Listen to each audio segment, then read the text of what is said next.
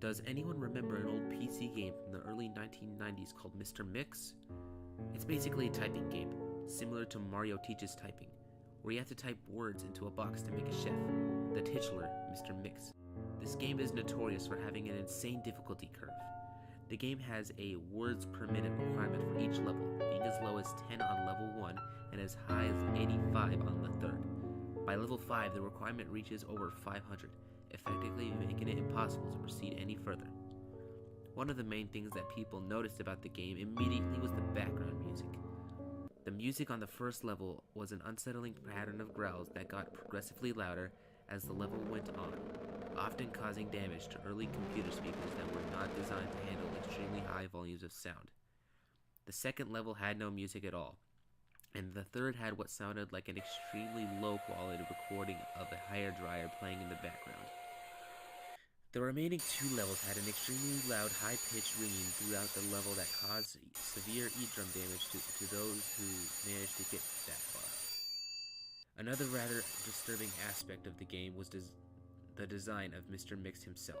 He was a large, round-faced, overweight man with large, beady eyes and red spots on his cheeks. Most children who've played the game reportedly have vivid nightmares of Mr. Mix speaking to them in the quiet, raspy voice and threatening them to keep quiet about something. However, none of them could remember exactly what that was.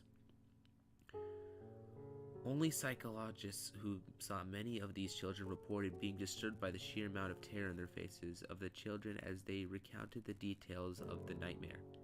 Many of the children broke down into tears in the process, begging for the parents to save them. However, no direct relationship to the game itself could be determined by these few cases, as not all children suffered the same adverse effects. For obvious reasons, the game did not sell very well. It remained in relative obscurity until a few years ago, when PC hackers got hold of a ROM of the game and started digging through it. Using memory hacking software, they managed to crack the game's code and bypass the impossible 5th level. What they found, however, was extremely disturbing and caused many of them to quit the expedition altogether. According to the reports these hackers left behind, the game behaves very strangely and the 5th level is bypassed. The game crashes violently and closes, writing a bunch of files to the user's System32 directory to the point of the RAM was almost completely filled.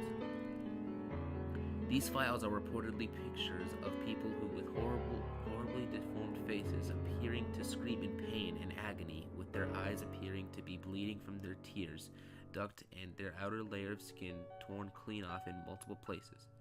If the user attempts to delete these files, the computer will violently crash in a blue screen, causing permanent, irreparable damage to the user's hard drive. The hackers found that this was caused by a lone byte in the game's ROM that triggered when the 5th level was completed. After removing this byte, they were able to proceed to the 6th and final level. Unfortunately, all of the original hackers declined to discuss what they saw on the final level, all of them because extremely paranoid and reclusive, refusing to talk about anything related to the game, and showing astonishingly extreme symptoms of post-traumatic stress disorder. Most of them ceased to be able to form coherent sentences within a week, and within a month, all of them went missing. All remaining copies of the game were destroyed. To this day, no one knows what is in that game that caused them so much psychological damage. Maybe it's better that way. 2 years after the incident, a man was arrested after trying to kidnap an 8-year-old girl from a grocery store. Through DNA and fingerprint analysis, the man was identified as one of the original hackers who viewed the final level of the game. He was wearing a white chef's hat and had a look of unspeakable malice and insanity on his face. When interrogated, the man would only say one thing. I am